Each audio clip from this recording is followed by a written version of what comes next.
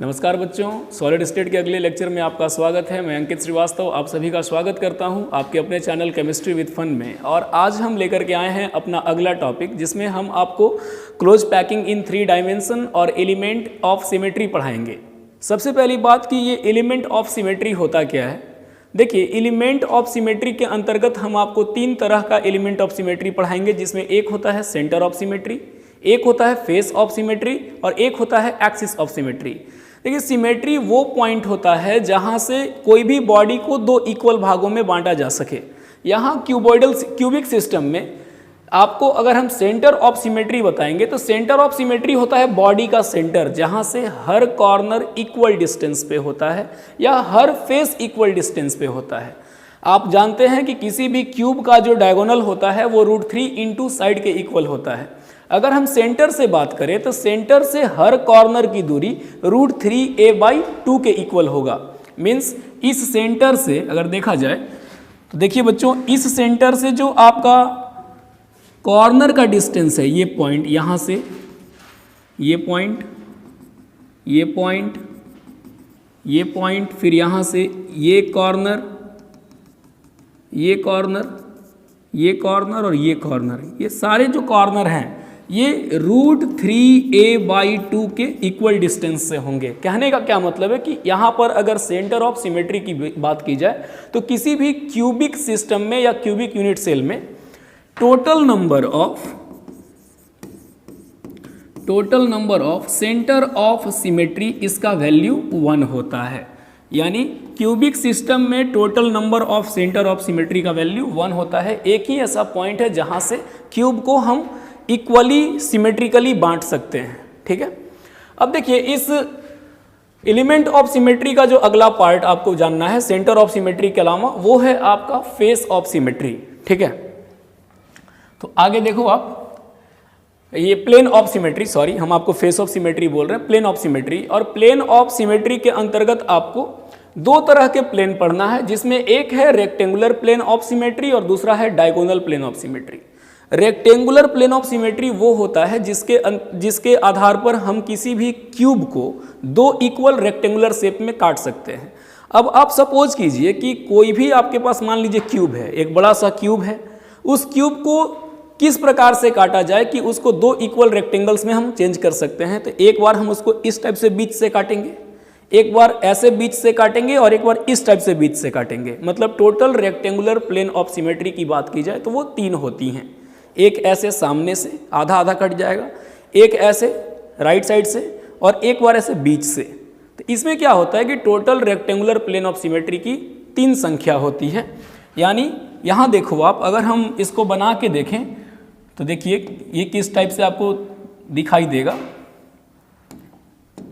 जैसे देखो, मान लो कि 2 अपोजिट हम कॉर्नर, 2 अपोजिट साइड ले रहे हैं, जिसका सेंटर को बस जोड़ना है। ये हो गया, ये हो गया, एक ये पॉइंट, एक ये पॉइंट। अगर हम इसको कलर कर दें तो आपको थोड़ा सा समझने में आसानी हो जाएगी। देखिए, ये जो आप पार्ट देख रहे हो, एक ये सेंटर, एक ये प्लेन ऑफ सिमेट्री हो गया, रेक्टेंगुलर प्लेन ऑफ सिमेट्री। यहां से ये क्यूब 2 इक्वल हिस्सा में कट गया।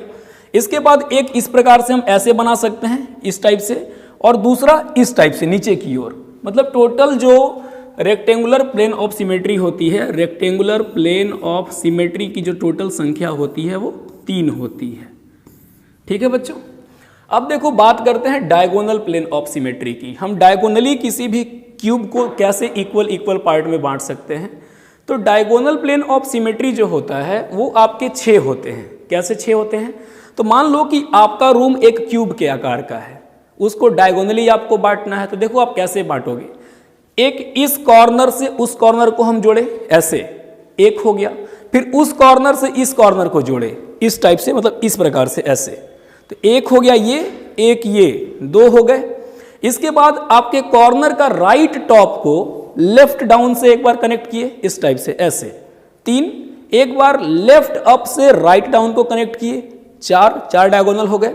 एक बार सामने वाले फेस के ऊपर से नीचे वाला कोना, पीछे वाला 5 और एक बार इसके ऊपर से सामने वाले के नीचे वाला हिस्सा, मतलब टोटल जो डायगोनल प्लेन ऑफ सिमेट्री होता है डीपीओएस वो 6 होते हैं।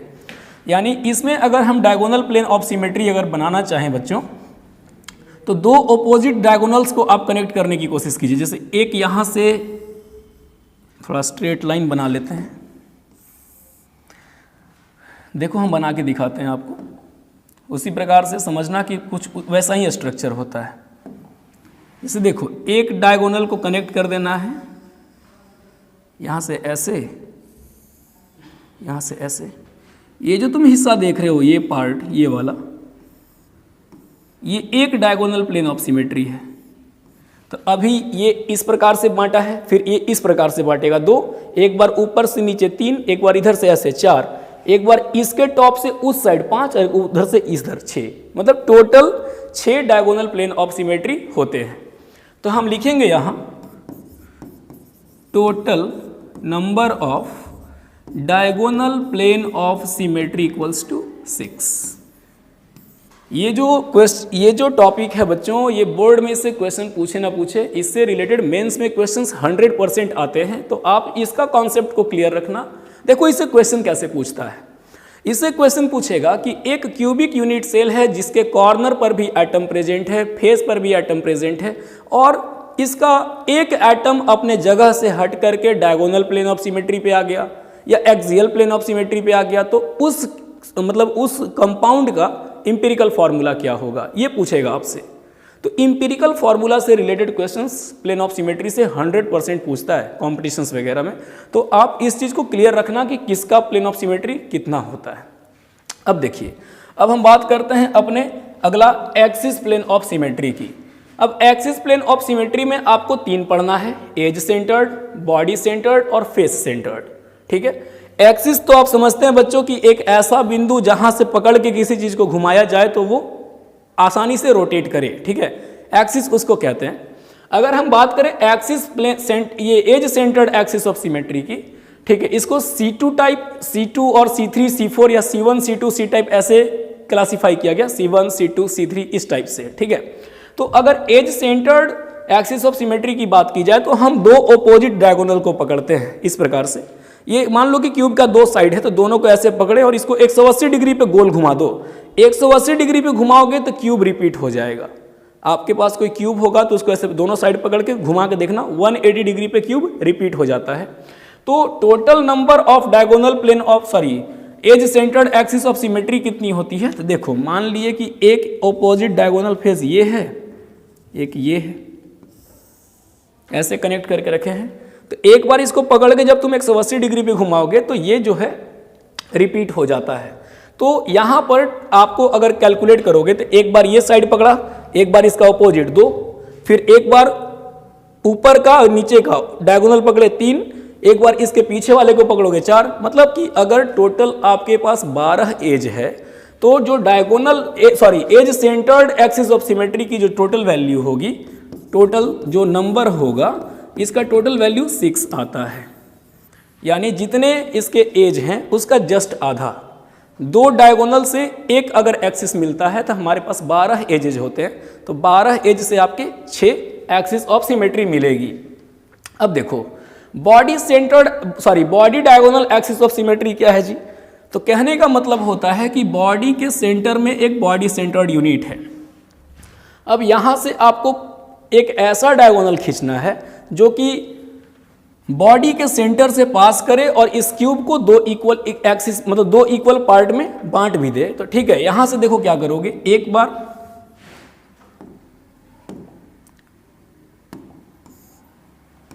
देखिए बच्चों, इस प्रकार से यहां से एक लाइन इस कॉर्नर से हम खींच रहे हैं जो इस कॉर्नर को कनेक्ट कर रहा है। एक बार यहां से इस कॉर्नर को, एक बार ये वाला इस कॉर्नर को, एक बार ये वाला इस कॉर्नर को, 4 हो गए। और कौन कौन बच गया? मतलब कि देखो, इसमें क्या देख रहे हैं कि इसमें जो है वो 4 तरह से एक्सिस खींचा जा सकता है। यानी कि body diagonal axis of symmetry का जो वैल्यू होता है, इसके टोटल नंबर्स जो हैं, total number of body diagonal axis of symmetry equals to 4। इसकी टोटल संख्या 4 होती है, ठीक है। और अगर हम face centred axis of symmetry की बात करें तो क्यूब में 6 फेस होते हैं, आगे पीछे ऊपर नीचे लेफ्ट राइट 6 फेस है। अब इसको कुछ इस प्रकार से हमको ये ड्रॉ करना है कि एक बार ऐसे, जैसे ये मान लो इस पेन को अगर हम ऐसे ऊपर से इसमें डालते हैं तो ये क्या करता है कि यहाँ और यहाँ दोनों फेस से होते हुए गुजरता है। तो एक आपका face centred axis of symmetry ये हो गया, एक इधर से और एक इस साइड से। मतलब टोटल अगर हम बात करें face centred axis of symmetry की तो ये आपके 3 होते हैं। 6 फेस पर 3 face centred axis of symmetry होती है। अब देखो इससे रिलेटेड क्वेश्चंस कैसे पूछता है। जैसे एक बात तो याद रखना कि जो एटम कॉर्नर पे होता है, कॉर्नर वाले एटम का कंट्रीब्यूशन 1/8 होता है।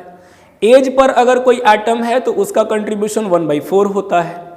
फेस पर कोई एटम है तो उसका कंट्रीब्यूशन 1/2 होता है। और अगर बॉडी के सेंटर में कोई एटम है तो उसका कंट्रीब्यूशन पूरा 1 होता है। अब हम आपको कुछ क्वेश्चन सॉल्व करके दिखाते हैं कि किस प्रकार से बोर्ड आपसे क्वेश्चन पूछता है और आप उसको किस प्रकार से सॉल्व करोगे। देखो पहले तो कंट्रीब्यूशन याद रखना कि जो कॉर्नर एटम है इसका कंट्रीब्यूशन 1/8, बॉडी सेंटर का पूरा 1, फेस सेंटर्ड का 1/2 और एज सेंटर्ड का 1/4। अब देखो क्वेश्चन कैसे पूछेगा। आपसे पूछेगा कि एक एटम ए जो है वो कॉर्नर पर प्रेजेंट है, ठीक है, और बी एटम जो है वो आपके फेस पर प्रेजेंट है। तो आपसे पूछेगा कि आप बताइए कि इस कंपाउंड का मॉलिक्यूलर फॉर्मूला क्या होगा। तो जो कॉर्नर होते हैं बच्चों, कॉर्नर की टोटल संख्या 8 होती है, ठीक है, और एक कॉर्नर का कंट्रीब्यूशन एक यूनिट सेल में जस्ट 1/8 होता है। यानी अगर हम यहाँ से देखें तो ये हो गया ए की संख्या टोटल कितनी हो गई 1, और फेस आपके पास 6 होते हैं।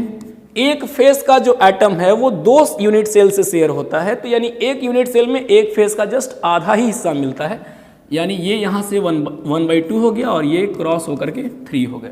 यानी कोई पूछा कि हमसे इसका मॉलिक्यूलर फॉर्मूला क्या होगा जी, तो जो मॉलिक्यूलर फॉर्मूला होगा वो हो जाएगा AB3, क्योंकि A 1 है और B 3 है, ठीक है।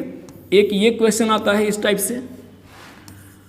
अच्छा दूसरा क्या पूछेगा, दूसरा पूछेगा कि A जो है ये कॉर्नर पर है और B जो है ये बॉडी के सेंटर पर है, बॉडी के सेंटर पे है। तो पूछेगा कि आप बताइए मॉलिक्यूलर फॉर्मूला क्या होगा। तो भैया कॉर्नर होते हैं 8, एक कॉर्नर का कंट्रीब्यूशन 1/8 यानी ए की संख्या 1 हो गई। बॉडी का सेंटर जो होता है वो सिर्फ 1 होता है, बॉडी का केंद्र एक ही होता है, वहाँ पर एटम एक ही प्रेजेंट होता है। तो यहाँ पर बी का एटम टोटल 1 होगा। तो यहाँ से अगर कोई पूछे कि इसका मॉलिक्यूलर फॉर्मूला क्या होगा, अक्सर बोर्ड ये क्वेश्चन पूछता है, तो इसका मॉलिक्यूलर फॉर्मूला हो जाएगा AB, क्योंकि A 1 है B 1 है। अच्छा एक और क्वेश्चन क्या पॉसिबिलिटी है, A सपोज कीजिए कि आपका कॉर्नर पर है और जो B है ये आपके फेस के सेंटर, सॉरी फेस का तो हम देख लिए ना, मान लीजिए बॉडी सेंटर हो गया, कॉर्नर हो गया, एज पर है, B आपका एज पर है, ठीक है। तो कॉर्नर आप जानते हो कि 8 होता है, एक कॉर्नर का कंट्रीब्यूशन 1/8 यानी टोटल नंबर ऑफ ए के एटम 1 हो गए। अच्छा आपके क्यूब में 12 साइड होते हैं, 12 एजेज होते हैं और एक एज का जो कंट्रीब्यूशन है 1/4 होता है। तो यहाँ से क्या होगा, ये 1/4 को जब आप मल्टीप्लाई करोगे तो इसका वैल्यू 3 आ जाएगा। यानी इसका जो फॉर्मूला है ये हो जाएगा AB3, ठीक है बच्चों। तो इसी प्रकार से क्वेश्चन आपसे बोर्ड पूछता है इस कंट्रीब्यूशन से रिलेटेड। काफ़ी सिंपल कॉन्सेप्ट है, बस समझने की फेर होती है, बच्चों को यही चीज़ टफ लगता है। तो आप सिंपल तरीके से समझो और ऐसे ही ये सब क्वेश्चन सॉल्व होते हैं, ठीक है। देखिए बच्चों अब हम बात करते हैं क्लोज पैकिंग इन 3 डायमेंशंस की। तो 3 डायमेंशन कहने का मतलब होता है कि वो लेंथ के अलॉन्ग, ब्रेथ के अलॉन्ग और हाइट के अलॉन्ग, तीनों डायमेंशन में उसका कुछ ना कुछ लेंथ ब्रेथ आपको दिखेगा ही दिखेगा, ठीक है। तो सपोज कीजिए कि आपके आसपास जितनी भी चीज़ें हैं, जो भी आप देख पाते हैं वो 3 डायमेंशनल स्पेस में होता है, ठीक है। अब 3 डायमेंशन में हम 2 तरह का क्लोज पैकिंग पढ़ते हैं। और एक होता है स्क्वायर क्लोज पैकिंग से 3 डायमेंशन और एक हेक्सागोनल क्लोज पैकिंग से 3 डायमेंशन। फिर हेक्सागोनल क्लोज पैकिंग भी 2 कैटेगरी में आ जाते हैं, एक हो जाता है टेट्राहेड्रल, एक ऑक्टाहेड्रल। एक एक करके सबके बारे में समझते हैं, ध्यान दो। देखो क्या कहता है कि जितने भी रियल स्ट्रक्चर्स होते हैं वो 3 डायमेंशनल होते हैं, और इस टाइप का जो 3 डायमेंशनल स्ट्रक्चर है वो लेयर के ऊपर लेयर रखने से बनता है। मतलब एक लेयर के ऊपर दूसरे लेयर को रखे, उसके ऊपर तीसरे को रखे, तो उससे ना एक 3 डायमेंशनल लेयर तैयार हो जाता है। ठीक है, अब देखो यहाँ पे जो हम 3 डायमेंशन में जो सबसे पहला टॉपिक पढ़ना है वो है 3 dimensional close packing from 2 dimensional square packed layer. हम पिछले लेक्चर में आपको बताए थे कि अगर किसी एक एटम के एक ढेर सारे एटम्स को अगर एक रो में आप अरेंज करते हो और एक रो के जस्ट ऊपर दूसरे को रखते हो, जिससे एक रो का एटम दूसरे रो के या तो जस्ट ऊपर या जस्ट नीचे आता है, तो उस कंडीशन में स्क्वायर क्लोज पैकिंग बन रहा था। आप 2 डायमेंशन वाला वीडियो देखना, उसमें इस चीज़ को हम बता के रखे हैं। अब उसी स्क्वायर पैक्ड लेयर से आपको यहाँ पर 3 डायमेंशनल बनाना है स्ट्रक्चर। तो इसमें हम एक रो न लेकर के एक लेयर लेते हैं। जैसे एक एटम का मतलब ढेर सारे एटम का एक लेयर नीचे रखें, फिर उसके ऊपर दूसरा, फिर उसके ऊपर तीसरा, और कुछ इस प्रकार से रखना है लेयर्स को कि नीचे वाला लेयर का जो एटम है वो ऊपर वाले के या तो जस्ट ऊपर होना चाहिए या तो जस्ट नीचे होना चाहिए, टेढ़ा मेढ़ा नहीं होना चाहिए। और इस कंडीशन में जो आपको मतलब लैटिस मिलता है वो सिंपल क्यूबिक लैटिस मिलता है। याद रखना, स्क्वायर पैकिंग से जो लैटिस आपको मिलेगा वो सिंपल क्यूबिक लैटिस मिलेगा। ठीक है, अब हम बात करते हैं कि हेक्सागोनल अगर क्लोज पैकिंग रहे तो उससे किस प्रकार का लैटिस मिलता है। देखिए यहां देखिए, कहता है कि 3 dimensional close packing from 2 dimensional hexa closed packing, hexagonal closed packing. अब हेक्सागोनल क्लोज पैकिंग कैसे बनता था, पिछले वीडियो में बताए थे कि अगर हम एक एटम्स के रो को इस टाइप से रखें और दूसरे वाले रो को जस्ट उन दोनों एटम्स के डिप्रेशन में रखेंगे, मतलब दोनों के बीच के ढलान में रखेंगे, तो एक कुछ इस प्रकार का अरेंजमेंट, देखो याद करो, इस प्रकार का एक अरेंजमेंट बनता था। जैसे एक हम एटम्स को ऐसे रख रहे हैं और दूसरे वाले को जस्ट इन दोनों के बीच में रख रहे हैं इस टाइप से, तो एक कुछ इस प्रकार से अरेंजमेंट मिलता था जिसमें एक एटम 6-6 के संपर्क में होते थे, जिसका कोऑर्डिनेशन नंबर 6 होता था, हेक्सागोन बनता था, इसीलिए उसको हम हेक्सागोनल क्लोज पैकिंग कहते थे। अब चूंकि हमको 2 डायमेंशन पढ़ना नहीं है, हमको 3 डायमेंशन पढ़ना है, मतलब इस प्रकार का एक लेयर के ऊपर दूसरे लेयर को रखें और उससे तैयार होता है ये इस टाइप का स्ट्रक्चर। इसमें कुछ कुछ खाली स्थान पाए जाते हैं जिसको कि वॉइड कहा जाता है। जब एक हेक्सागोनल लेयर को दूसरे के ऊपर रखोगे और कुछ इस प्रकार से रखोगे कि जो खाली जगह है वो ढका हुआ होना चाहिए, तो इसमें आपको 2 तरह का अरेंजमेंट मिलेगा, एक टेट्राहेड्रल वॉइड, एक ऑक्टाहेड्रल वॉइड। वॉइड मतलब खाली स्थान। ठीक है, देखो कहता है कि अगर हम किसी सेकेंड लेयर को फर्स्ट लेयर के ऊपर या नीचे रखते हैं कुछ इस प्रकार से कि जो एटम्स हैं सेकेंड लेयर के वो फर्स्ट लेयर के डिप्रेशन में पाए जाने चाहिए, या फिर ये भी हम कह सकते हैं कि फर्स्ट लेयर का एटम सेकेंड के डिप्रेशन में है। डिप्रेशन मतलब ढलान, जो बीच बीच में स्पेस है उसमें। ठीक है, तो इसमें 2 तरह के वॉइड्स का निर्माण होता है, 2 तरह के खाली स्थान पाए जाते हैं, जिसमें एक होता है टेट्राहेड्रल वॉइड और दूसरा होता है ऑक्टाहेड्रल वॉइड। टेट्राहेड्रल और ऑक्टाहेड्रल क्या चीज है अभी हम आपको बताएंगे। अगर मान लीजिए कि 4 एटम्स को या 4 बॉल्स को आप आपस में चिपका के रख रहे हो तो बीच में एक खाली जगह बच जाता है जिसको कि वॉइड कहा जाता है। जैसे देखो टेट्राहेड्रल वॉइड क्या चीज है हम आपको बना के दिखाते हैं, ध्यान से देखिए। जैसे मान लीजिए बच्चों, ये आपके पास ये एक एटम है,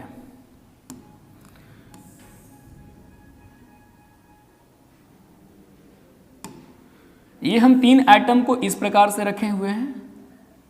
ठीक है, और एक और जो एटम है, एक और हम एटम आपको किसी दूसरे कलर का सिलेक्ट कर लेते हैं। मान लीजिए कि एक और एटम जो है वो किसी दूसरे कलर का है जिसका आकार लगभग सेम है, इसको हम इसके ऊपर रखे हुए हैं। तो देखो इसमें हो क्या रहा है, 3 एटम्स को या 3 कोस्को बॉल ले लो, तीनों कोस्को बॉल को आपस में इस टाइप से ट्राइंगल के आकार पर चिपका दो और एक बॉल को उसके ऊपर रख दो, तो क्या होगा, बीच में खाली जगह बचेगा। ये जो खाली जगह आप बीच में देख रहे हो this is known as tetrahedral void, क्योंकि ये 4 एटम्स की वजह से तैयार हुआ है, तो ये जो खाली स्थान है इसको चतुष्फलकीय रिक्ति कहा जाता है हिंदी में, टेट्राहेड्रल वॉइड। और हम बात करें ऑक्टाहेड्रल वॉइड की, तो ऑक्टाहेड्रल वॉइड जो है वो 6 एटम से तैयार होता है। देखो ऑक्टाहेड्रल वॉइड किस प्रकार का दिखता है या कैसे बनाते हैं हम उसको।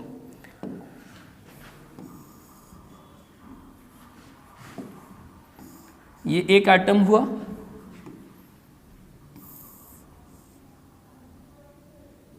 ये दूसरा एटम हुआ और ये तीसरा,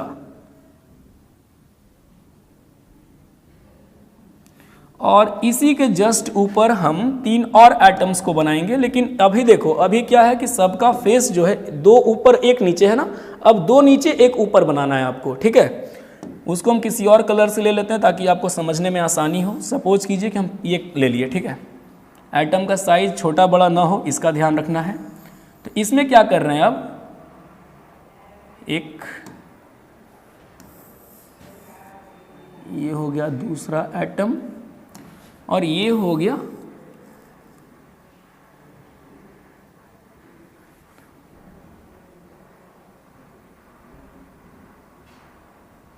तीसरा atom.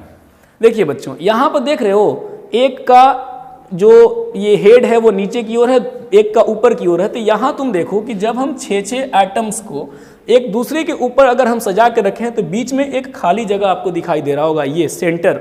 This centre is known as octahedral void. इसको ऑक्टाहेड्रल वॉइड कहते हैं बच्चों। ये देखो, ये जो डायग्राम आप देख रहे हो इसमें 2 हेक्सागोनल पैक्ड लेयर को एक के ऊपर दूसरे को रखा गया है। ये जो टी रखा हुआ है, टी, देखो इस टी वाले में कितने एटम्स इंक्लूडेड हैं, 1 2 3 और एक जो पीछे में है 4, पीछे जिसके ऊपर हम रखे हुए हैं, तो इसमें 4 है, ओ वाले में 6 हैं। तो देखो यहाँ पर क्या है कि अगर कोई वॉइड 4 स्फेयर्स से या 4 एटम से बनता है तो वो टेट्राहेड्रल, और जो 6 से बनते हैं वो ऑक्टाहेड्रल, ठीक है। अब देखो यहाँ पे हमसे क्या गलती हुई है, यहाँ पर 4 स्फेयर्स लिखने चाहिए, हम 2 स्फेयर लिख करके रखे हैं, ठीक है। तो इसको थोड़ा सही कर लिया जाए। तो बाबू इसका डेफिनेशन होता है कि वैसा वॉइड जो 4 स्फेयर से मिलके बना हो, 4 स्फेयर्स, उसको टेट्राहेड्रल कहते हैं। देखो 1 2 3 4, स्फेयर कहने का मतलब एटम स्फेरिकल आकार का होता है। आप 3 डायमेंशन पढ़ रहे हैं, हम उसमें डिस्क कहते थे जब 2 डायमेंशन पढ़ते थे। यहाँ पर वो डिस्क नहीं है, वो डिस्क गोला हो चुका है, एटम हो चुका है, ठीक है। और जो 6 से बनेगा वो ऑक्टाहेड्रल वॉइड।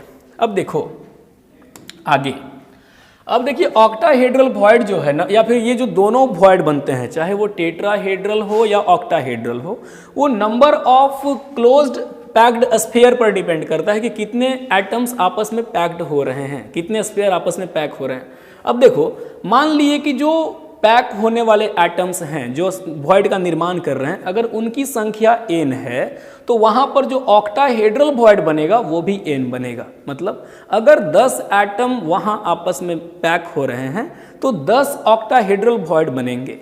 और टेट्राहेड्रल वॉइड की बात की जाए तो जितनी भी एटम्स या जितने स्फीयर आपस में पैक होते हैं उसके 2 गुना जो है वो ऑक्टाहेड्रल वॉइड बनता है। 10 एटम पैक होंगे 20 ऑक्टाहेड्रल वॉइड बनाएंगे, 30 एटम पैक होंगे 60 एक ऑक्टाहेड्रल वॉइड बनाएंगे। तो ये 2 चीजें याद रखना। अब इससे रिलेटेड बोर्ड न्यूमेरिकल कैसे पूछता है वो देखो। देखिए, मान लीजिए कि आपके पास एक क्वेश्चन दिया है कि यहाँ पर जो B एलिमेंट है वो HCP लैटिस बनाता है और A एलिमेंट जो है वो किसी टेट्राहेड्रल वॉइड का 2/3 हिस्सा ले रहा है। देखो बच्चों, यहाँ हम आपको क्या बताएं कि जितने भी एटम्स आप लोगे, ऑक्टाहेड्रल वॉइड उसका सेम संख्या में होगा और टेट्राहेड्रल उसका जस्ट 2 गुना होगा, ठीक है। यहाँ देखो इसको तुम कैसे सॉल्व करोगे। देखिए, कहता है कि यहाँ A और B के द्वारा जो कंपाउंड बनेगा उसका मॉलिक्यूलर फॉर्मूला क्या होगा। हम इसमें क्या करते हैं कि जो HCP CCP जो भी कुछ देता है उसी को हम कुछ मान लेते हैं। तो मान लीजिए कि B एलिमेंट अगर HCP बनाया तो हम यहाँ पर मान लेंगे कि let the number of atoms of element B, number of atoms of element B, इसको हम क्या मान लिए, x मान लिए। तो यहाँ से A के एटम्स की संख्या क्या होगी, तो उसके पहले वॉइड निकाल लो। तो भैया जितने एटम मानोगे उसका जस्ट डबल टेट्राहेड्रल वॉइड होता है। तो यहाँ से निकालेंगे हम नंबर ऑफ टेट्राहेड्रल वॉइड। तो टेट्राहेड्रल वॉइड की संख्या क्या होगी, ये हो जाएगी 2x। अब टेट्राहेड्रल वॉइड अगर 2x है तो A के एटम्स कितने हैं भाई, तो A के एटम्स टेट्राहेड्रल वॉइड का 2/3 हिस्सा ऑक्यूपाई करके रखा है। तो यहां से निकल जाएगा number of atoms of element A। तो एलिमेंट A कैसे निकालोगे, टेट्राहेड्रल वॉइड की संख्या 2x और इसका 2/3 हिस्सा वो लगा के रखा है, मतलब ऑक्यूपाई करके रखा है। तो इसका क्या वैल्यू हो जाएगा, ये हो जाएगा 4x/3। जब आपको A और B मिल चुका है तो यहां से आप क्या करना कि A/B कर देना। तो A/B का वैल्यू क्या होगा, A को आपने मान लिया है, सॉरी A का वैल्यू आया है 4x/3, B का वैल्यू आप x लेके रखे हो, ये कहाँ जाएगा, यहाँ। यानी हम इसको क्या लिख सकते हैं, इसको लिख सकते हैं A/B equals to 4x/3x। x cancel out हो गया, A की संख्या 4, B की संख्या 3, इसलिए यहाँ पर जो हमारा मॉलिक्यूलर फॉर्मूला आएगा बच्चों, मॉलिक्यूलर फॉर्मूला हो जाएगा, सामने सामने वाले को लिखो, A 4 बार है, A4 B3। ऐसे क्वेश्चन आते हैं और इसी प्रकार से सॉल्व होता है। जितनी एटम्स मानोगे ऑक्टाहेड्रल वॉइड उसके बराबर होगी, टेट्रा उसके जस्ट डबल होगी, और दूसरा एटम जो इसको ऑक्यूपाई करके रखा है उसको मल्टीप्लाई करके उसका नंबर निकाल देना। उम्मीद करते हैं कि समझ में आ गया हो। चलो एक और देखते हैं ऐसा क्वेश्चन। देखिए बच्चों, अब हम बात करते हैं अगले क्वेश्चंस की। तो देखो ये भी सेम उसी पैटर्न पर आधारित है, इसको आप खुद से भी ट्राई करना बनाने की, और हम थोड़ा आपको हिंट कर देते हैं कैसे बनता है। ठीक है, इसमें क्या है कि दो एलिमेंट M और N आपस में मिल करके कोई कंपाउंड बना रहे हैं जिसमें N CCP को ऑक्यूपाई करके रखा है, और जो M है वो उस टेट्राहेड्रल का 1/3 हिस्सा को ऑक्यूपाई करके रखा है। अब आप इसको कैसे बनाओगे, तो जो CCP या HCP ऑक्यूपाई करता है हम उसी को कुछ मान लेते हैं। तो हम मान लिए कि N के एटम्स की संख्या x है, टेट्राहेड्रल वॉइड का बात किया तो नंबर ऑफ टेट्राहेड्रल वॉइड क्या होता है, जितना एटम उसका जस्ट डबल, यानी वो 2x हो जाएगा। तो यहां से आप M के एटम्स कैसे निकालोगे, 2x इंटू 1/3 मल्टीप्लाई कर दिए, और वहां से आपका आ जाएगा M और N के एटम्स की संख्या, उसके बाद डिवाइड करके आप उसका फॉर्मूला बनाना और हमको कमेंट सेक्शन में बताना कि आपका क्या आया रिजल्ट। ठीक है, अब देखो हम आगे बात करते हैं packing of second layer over third layer और first layer over second layer. दो बातें देखिए, कहता है कि जब तीसरे लेयर को सेकेंड लेयर के ऊपर रखा जाता है, जैसे एक लेयर नीचे बिछा दिए, उसके ऊपर दूसरा, उसके ऊपर तीसरा, तो जब तीसरे लेयर को हम दूसरे लेयर के ऊपर रखते हैं तो उसमें दो पॉसिबिलिटी है। क्या क्या पॉसिबिलिटी है, तो एक है टेट्राहेड्रल वॉइड को ढकना और एक ऑक्टाहेड्रल वॉइड को ढकना।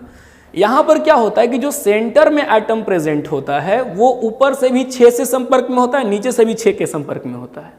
तो एक एटम ऊपर से 6 नीचे से 6 12 के संपर्क में है, और हम आपको बताए थे कि भैया एक एटम कितनों के संपर्क में है, ये उसका कोऑर्डिनेशन नंबर कहलाता है। तो आपसे पूछेगा कि 3 डायमेंशन में अगर किसी टेट्राहेड्रल वॉइड का कोऑर्डिनेशन नंबर बताइए आप, या टेट्राहेड्रल वॉइड को कवर करते समय इसका कोऑर्डिनेशन नंबर क्या होगा, तो याद रखना 12 होता है, चाहे वो टेट्राहेड्रल हो या ऑक्टाहेड्रल हो। एक एटम के चारों तरफ या ऊपर नीचे टोटल 12 एटम्स ही प्रेजेंट होते हैं। ठीक है, तो देखिए क्या बोला कि अगर हम सेकेंड लेयर के ऊपर थर्ड लेयर को रखते हैं और हम इस प्रकार से रखते हैं कि जितने भी टेट्राहेड्रल वॉइड प्रेजेंट हैं, टेट्राहेड्रल वॉइड, उनको स्फीयर के द्वारा ढक दिया गया है। तो इस प्रकार से जो आपको क्यूबिक लैटिस मिलेगा या जो पैकिंग मिलेगा वो हेक्सागोनल क्लोज पैकिंग कहलाता है, HCP, हेक्सागोनल क्लोज पैकिंग, और यहां से आपको फेस सेंटर्ड क्यूबिक मिलेगा। ठीक है, चूंकि इस तरह के पैकिंग में 12 स्फीयर या 12 एटम किसी एक के टच में प्रेजेंट होते हैं, तो इसका कोऑर्डिनेशन नंबर 12 होता है। इस थ्योरी को आप नोट्स में जरूर लिखिएगा। देखिए बच्चों, अब हम बात करते हैं ऑक्टाहेड्रल वॉइड को कवर करने की। तो इसमें क्या है कि जब हम सेकेंड लेयर को थर्ड लेयर के ऊपर रखें, या फिर थर्ड लेयर को सेकेंड लेयर के ऊपर रखें, ठीक है, और उसको कुछ इस प्रकार से रखा जाता है कि जितने भी ऑक्टाहेड्रल वॉइड्स हैं जो कि 6 स्फीयर के संपर्क से बनते हैं या 6 स्फीयर्स के द्वारा बनाए जाते हैं, वो सारे ऑक्टाहेड्रल वॉइड को अगर कवर कर दिया जाए तो उससे आपका क्यूबिक क्लोज पैकिंग का निर्माण होता है, सीसीपी का निर्माण होता है, और जो टेट्राहेड्रल वॉइड था उससे एचसीपी और एफसीसी का निर्माण होता है। इस चीज़ को याद रखिएगा, ठीक है। और यहाँ भी आपको बताया कि चूंकि एक एटम के संपर्क में 6 स्फीयर प्रेजेंट होते, 12 स्फीयर प्रेजेंट होते हैं। एक एटम ऊपर से 6 नीचे से 6, कुछ इस प्रकार का ये अरेंजमेंट होता है। तो अगर वैसा अरेंजमेंट है जिसमें एक एटम 12 के संपर्क में है तो इसका भी कोऑर्डिनेशन नंबर 12 होगा। तो चाहे वो ऑक्टाहेड्रल वॉइड का कवरिंग हो या टेट्राहेड्रल वॉइड का कवरिंग हो, उसमें दोनों के कंडीशन में जो कोऑर्डिनेशन नंबर होता है वो 12 होता है, ठीक है। तो बच्चों आज का लेक्चर हमारा यहीं तक था। हम उम्मीद करते हैं कि आपको ये सब बातें समझ में आ गई होंगी। अगर आपको कहीं कोई प्रॉब्लम होता है तो आप हमें कमेंट सेक्शन में बता सकते हैं, और इस लेक्चर का जो PDF है वो डिस्क्रिप्शन में दे दिया जाएगा, वहाँ से आप अच्छे से इसका नोट्स तैयार कर सकते हैं। Thank you so much.